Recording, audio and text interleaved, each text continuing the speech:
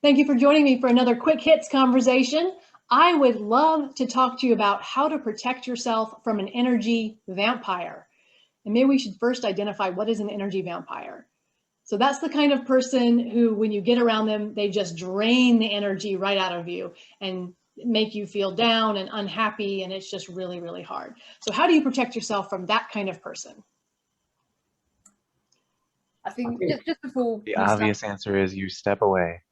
That is one approach that we've all used. You notice. Is let's put some distance between myself and this other person, whether that's online, whether that's in person. Disengaging.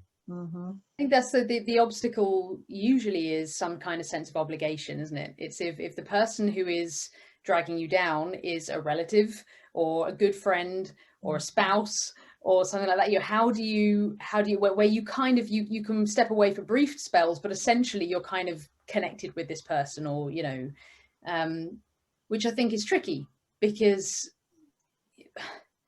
I don't know. I mean, I guess you can still give yourself some distance, or is it a question of counterbalancing? Is it something where you can, that you recognize, first of all, that this is a load of negative energy that's just going to bring me down. So recognizing that, and therefore partially, at least as much as you can, closing the doors to it and turning your deaf ear towards that, and then countering it with something on the other side where you think, I know that what always buoys me up or always makes me feel good and it might be another person or a group of people, it might be certain books or certain content that you like to consume, and then just try and up that a little bit to sort of try and counter the other side, perhaps.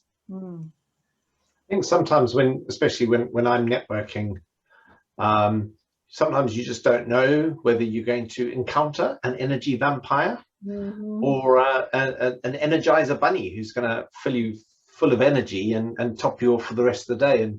And sometimes it's in that conversation being aware of how that conversation is going to go, if you click with someone or if you don't. And there are polite ways of closing down conversations, and you sometimes conversations go on like these quick hits. Sometimes we could go on for an hour and a half, but there are also times you just go, thank you, it's been lovely meeting you, and I'll keep an eye out, but I'm not sure it's really my domain, and thank you for your time, and I wish you all the best, and you wish them glad tidings and let them go on their way, because there's nothing that you're going to be able to give from you, and actually you're going to end up in an energy deficit by the end of the conversation. So at what point, so this is something that's very true for me, at what point do you say, I don't need to be polite. This is horrible for me. I don't need just your blood related to me, but I don't need you in my life. In my TEDx talk, I talk about if there's no water in the well, stop going there looking for a drink. At what point do you walk away and just say, I don't care if it's rude. I don't care if you're blood. I'm out. For me, I think that's it's the balance of, or it's making sure that whatever it is that you're communicating, your message is exactly what you intend it to be. Because it might well be that you walk away from those people when actually you still love them to bits. They're family, you'll always love them to bits, and that's how it is. So if you're clear about that, and you kind of say, look, if you need my help and you're looking to solve whatever problem it is, and I can be of help, I'll always be there, I'll always help you. But we don't see eye to eye on this. We're different characters, we're different personalities. So I'm going to put a bit of distance there, but I'm here. And so kind of, making sure that whatever because I guess that point, in answer to your question, Robyn, would be, while you're still able to do it when it's a release valve rather than it's a knee-jerk, I'm just bursting now. Because I think if it gets to the point where you're like, I'm a breaking point, then you're going to say all kinds of stuff that you're then going to have to spend years trying to make up for, or worse still, you just sever the connection and you regret it and all that kind of thing. So I think if you can feel it building, the time is now rather than waiting. Sure. Yeah, noticing when it's starting to happen, to your point, Rowley, that you have to pay attention and recognize. I think sometimes you get in these conversations and you don't realize in the moment that they're happening, and it's not until it's over that you're like, oh my goodness, they just sucked my energy dry. Yeah. So what kind of things might you notice in a conversation that you might be able to say, ooh, this is not going well? Well, I was headed a different direction, but we No, I go was there, thinking Wayne. Go ahead. there are some of those conversations that I know are going to be horrible, and all the things that I do to steel myself for that. And some of those are thinking about, okay, this maybe if I let it go in that direction, end up in that negative energy suck vortex. And let's think of what other topics can we send people off into? What are things that I know that we want to cut those conversations short? And I know certain people are going to want to talk politics. Are there things that I can do to help inoculate the conversation against that? Or can we, set up a nice boundary internally that says, you know what, this person's unhappy. I don't have to let them make me unhappy. I can choose not to respond in that way. But I think that a modification on that well metaphor is dig your well while you're not thirsty. Because if you're in the moment, it's really hard to disengage. But if you think, okay, I know this person's going to go do this thing. I'm going to put on my own mental armor, and when that comes up, I'm going to be neutral. So the ability to observe the emotion but not become it. Rowley's making faces at me. That's yes.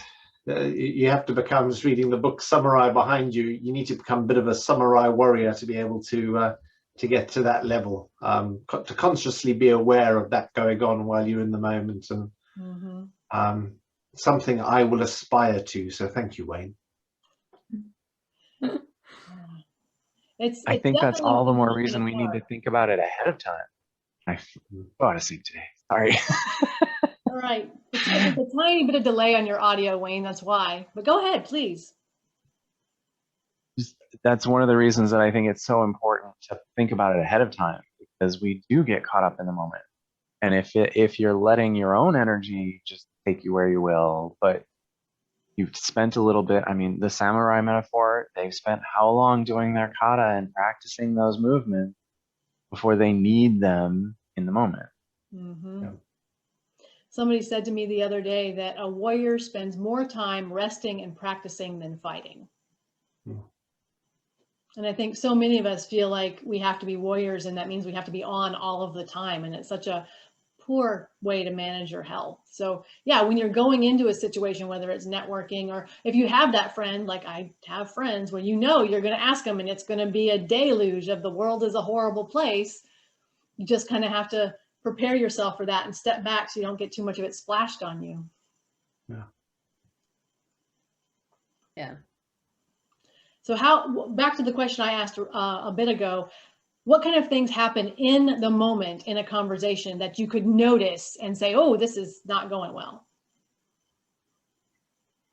I think if you put something positive out there, like I've had conversations like this where you kind of, especially if it's something you're not necessarily excited about, but it's essentially good news, and you put it out there into the conversation, and for some reason this person's their reaction is less than, oh, anything less than that, or that's a bit sort of, oh, well, that, look out for that, where you kind of go, well, my mood is here, you're not matching me, you're somewhere below that. So I think at that point, maybe there's, maybe that's a trigger where you kind of go, oh, okay, protect, close my gates, make sure that I'm not going to, sort of soak this up, because I know that, don't just, that sort of, recognizing it and thinking, I'm not going to let this bring me down. It's very difficult, because again, if the person in front of you is either somebody whose respect that you want, for example, or approval that you want, that's a very challenging thing to do, because whatever you bring to them, you want them, and you'll probably never stop trying. Like if it's a parent or a relative or a spouse or whoever, or just someone you admire, and you bring this to the table, you'll just look for the next thing to bring to them and go, eh? And then they will either, and invariably they'll still go, and then you're disappointed every time. Yeah. So yeah. The big red flag that I look for is when somebody says, yeah, but. When those two words come out of somebody's mouth, I'm like backpedaling. Oh, I'm getting out of here now. This is not working for me. Yeah, but are my two least favorite English language words, because they basically say, I agree with you, but I'm going to go ahead and disagree with you. So here we go. So that's our 10 minutes. I want to thank you for being here with me and having this conversation about energy vampires. It's always a challenging subject, and I appreciate you stepping into it with me. Thanks so much, and we'll do it again real soon. Brilliant. Cheers, Robyn. Thanks, Robyn. Bye.